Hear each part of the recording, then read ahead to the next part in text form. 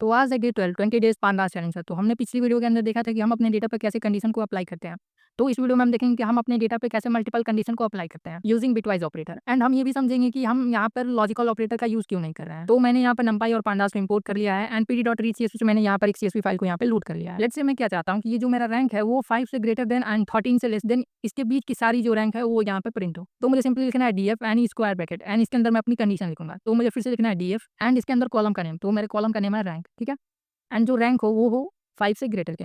And मैं क्या करूँगा इसको यहाँ पे पैरेंथेसिस लगाकर रैप कर लूँगा जिससे कि हमें ये समझ में आए कि ये हमारी पहली कंडीशन है।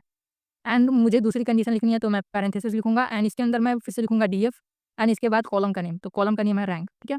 एंड जो रैंक हो वो हो 13 से लेस देन। एंड मुझे बीच में ऑपरेटर यूज़ करना है तो मैं यहाँ पे एम्परसेंड का साइन यूज़ करूँगा जो कि हमारा बिटवाइज़ एंड ऑपरेटर है, ठीक है। एंड अगर मैं इस कोड को रन करूँगा तो यहाँ पर आप देखेंगे कि रैंक जो है वो 5 से ग्रेटर देन 13 से लेस देन जो बीच के सारे डेटा है वो यहाँ पे प्रिंट हो रहे हैं, ठीक है। तो देखो हमारे एंड के केस में क्या हो रहा है, दोनों कंडीशन अगर ट्रू हमें देती है तो हमारे पास ट्रू आता है, ठीक है। देखो और के केस में क्या होता है कि हमारे दोनों कंडीशंस में से अगर एक भी कंडीशन हमें ट्रू देती है तो हमारे पास ट्रू आता है, ठीक है। तो ये सारी चीज़ें बेसिक चीज़ हैं जो कि हमने पाइथन में पढ़ा हुआ है। लेट्स से मैं इस बार क्या चाहता हूँ, तो ये जो मेरा डेटा है इसके अंदर जो कैटेगरी कॉलम है एंड इस कैटेगरी के अंदर म्यूजिक और गेमिंग, यही 2 कैटेगरी के सारे डेटा यहाँ पे मेरे को शो हो। तो मुझे क्या करना है, मुझे सिंपली नीचे आना है एंड लिखना है डीएफ एंड इस बार मैं डीएफ के अंदर जो कॉलम चेक करूँगा वो होगा कैटेगरी एंड कैटेगरी जो है वो इक्वल होनी चाहिए म्यूजिक के, ठीक है।